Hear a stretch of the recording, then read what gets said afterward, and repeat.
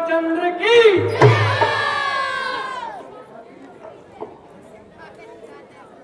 भगवान, एक आश्चर्य की बात सुनिए।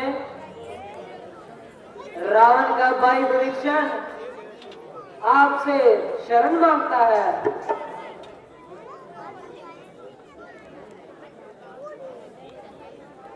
हाँ, रावण का भाई विभीषण। हाँ भगवान। परंतु उससे ऐसा कौन सा अपराध हुआ जो लंका छोड़ने पर मजबूर हुआ?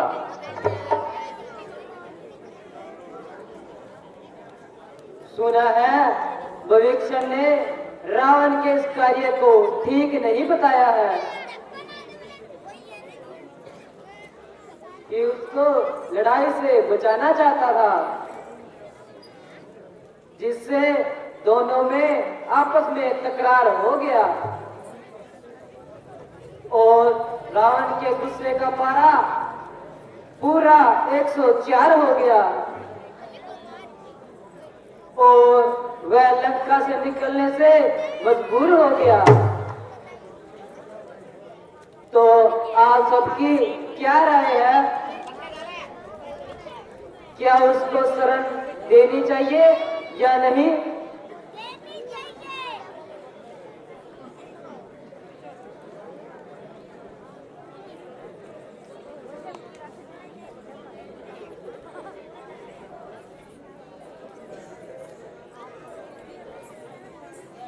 मेरे विचार में सबकी राय ली जाए।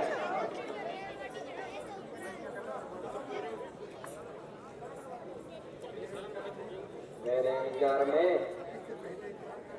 इससे पहले इस बार कर लिया जाए कि यह रावण का विरोधी है या झूठ।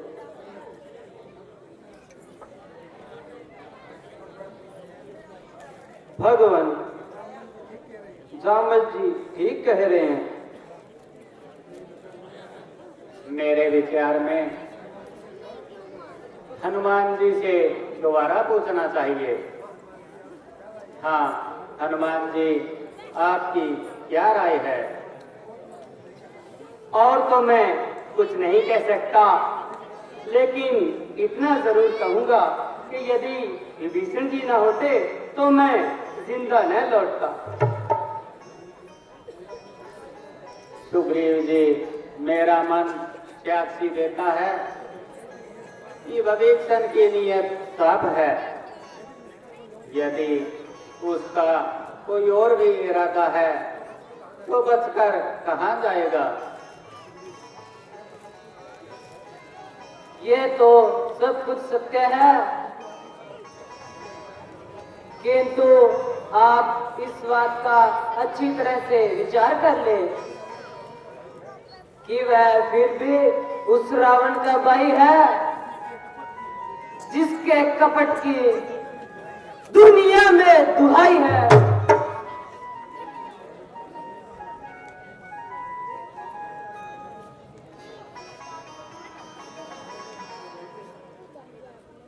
तो जाइए,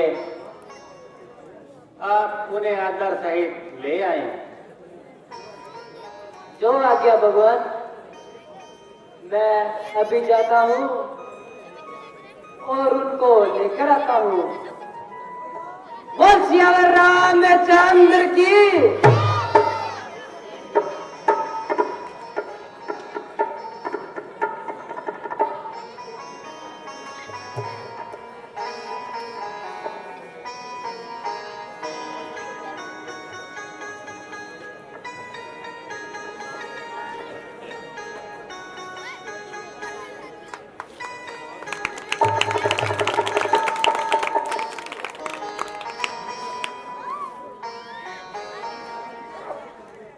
भगवान, इस अतिथि सत्कार के लिए मैं आपका हृदय से आभारी हूँ।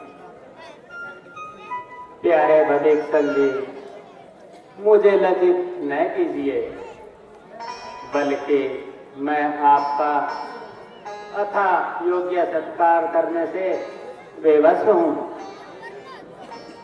महाराज, जैसा आपको सुना था उससे भी बढ़कर पाया है। जिसने शत्रु के भाई को खुले हाथ से लगाया,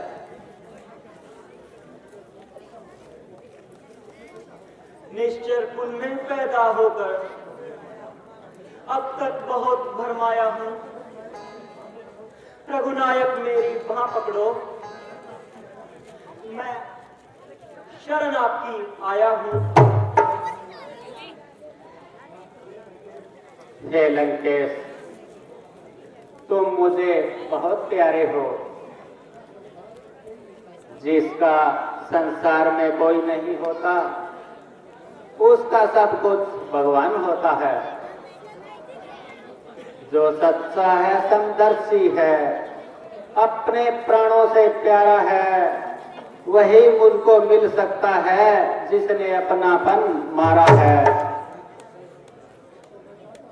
अब तो मैं चाहता हूं इन चरणों के पास रहूं, इन चरणों में ही भक्ति मेरी, इन्हीं चरणों का दास रहूं।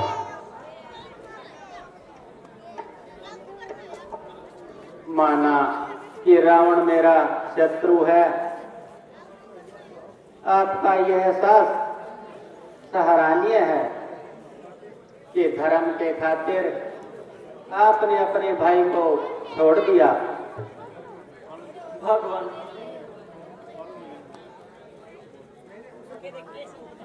मैंने उस अभिमन्यु को बहुत समझाया, लेकिन उसने मेरी बातों को हंसी में उड़ाया, उल्टा मुझे ही कायर बताया। आखिर जब उसने अपना रास्ता प्रस्तुत पाया तो विवश होकर छोड़कर आपकी शरण में आया।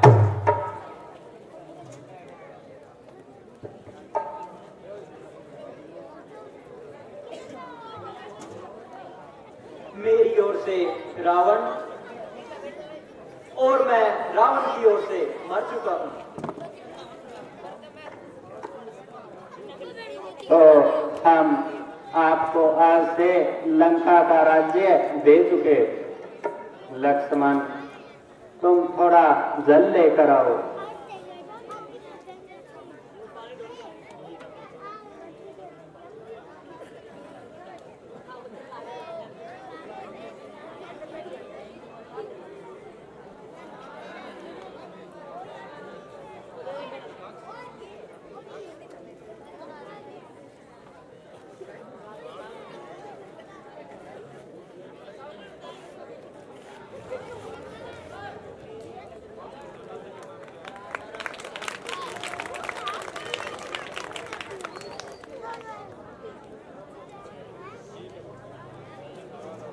सुग्रीव जी, आप इनके रहने का प्रबंध कीजिए।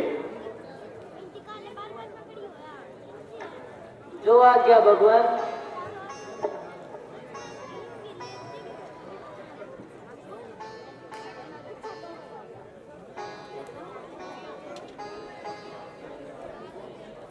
रावण अपने काल को अपनी गोद में पाल रहा है और अपनी भुजाओं को इस तरह काट काट कर डाल रहा है।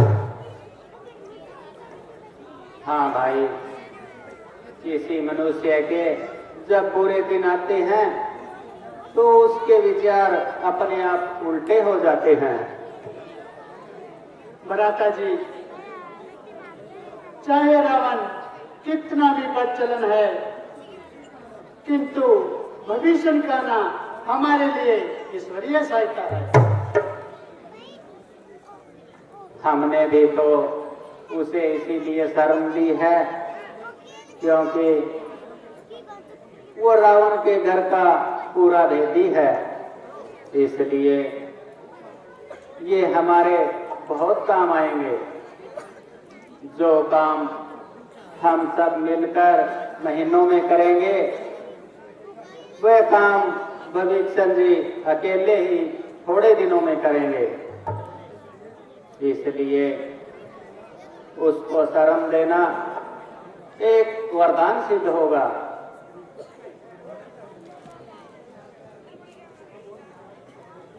भगवान, आप और विचार को तो छोड़िए और सेना की तैयारी कीजिए।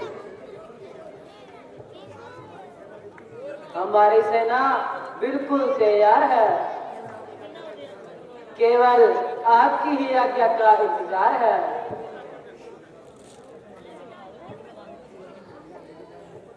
मेरी राय में चढ़ाई करने से पहले एक अवसर और दिया जाए और किसी योग्य दूत को लंका में भेजकर राजनीति के नियमों को पूरा किया जाए। यदि आपका यही विचार है तो हमें कब इनकार है। आप जिस किसी भी सेवक को आज्ञा देंगे वो सेवा निभाएगा। मेरी राय में इस बार राजकुमार अंगद को भेजा जाए। आगे आप सबकी मर्जी।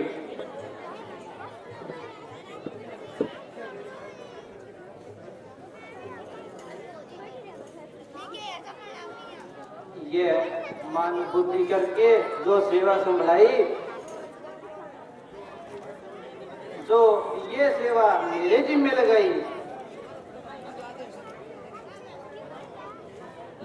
अच्छा, प्रातःकाल ही आप विदा हो जाना और बड़ी चतुरता से रावण को इस युद्ध की लाभ और हानियां बता देना।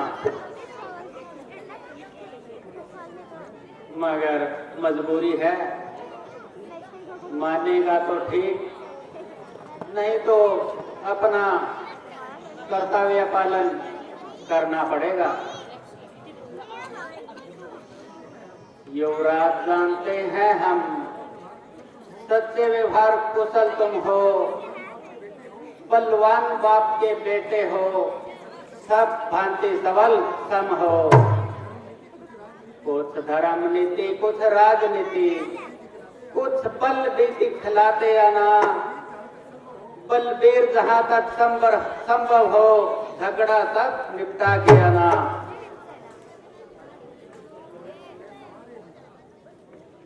लो एक संदेश हमारा भी है, देना हटी दशरथ से जिसने किया था पद प्रहार मुझ पर कुछ सियासन से। मैं तो मूर्ख और विद्रोही हूं, वह तो सब बात समझता है।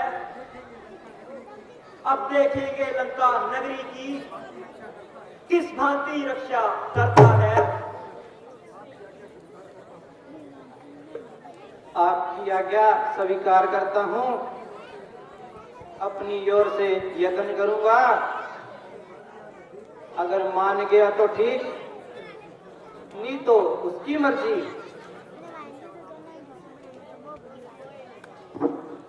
बोल श्याम रामचंद्र की जय।